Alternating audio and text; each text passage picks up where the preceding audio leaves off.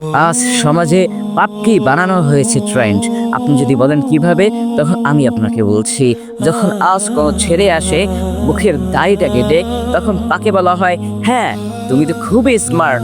যখন আজ কোনো লোক আসে, তার প্রাসাদ বানিয়েছে, তার দালান বানিয়েছে দুর্নীতি করে, মানুষের টাকা মেরে, সুদ নিয়ে, ঘুষ নিয়ে, অন্যায়ভাবে সে প্লেনে চড়ে, সে গাড়িতে চড়ে তার প্রাসাদ, তার দালান বানিয়েছে, তখন তাকে বলা হয়, হ্যাঁ তুমি তো জাতির রাখবার।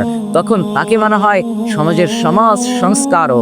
তখন তাকে বলা হয়, না তুমি তো সঠিক, না তুমি তো আমাদের জাতির রাহবার, না তুমি তো পারবে জাতিটাকে সঠিক পথে নিয়ে যেতে।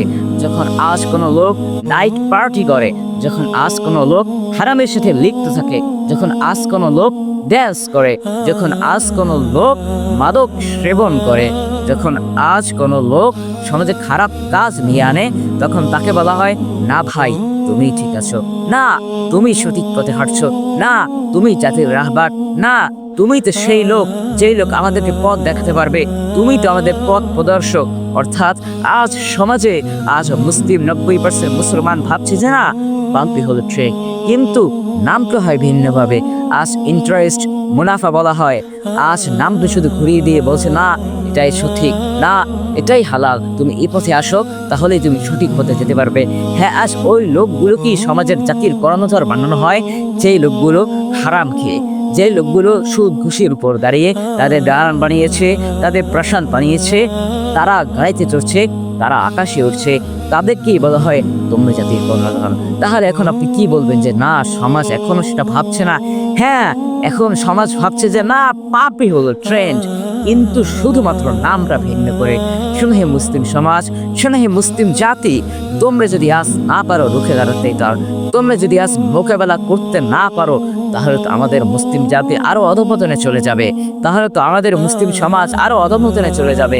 যখন আজ একজন লোক কথা বলবে না, যখন আজ দুজন লোক কথা বলবে না, এভাবে কথা না বলতে না বলতে সংখ্যাটা কমে আসবে, তখন তারা ভাববে যে না আমাদের তো এখন আর কেউই বলতেছে না, আমরা সঠিক পথে আছি, আমরা সঠিক ট্রাকে হাঁটতেছি, সুতরাং আমরা আমাদের কাজ চালিয়ে যাব।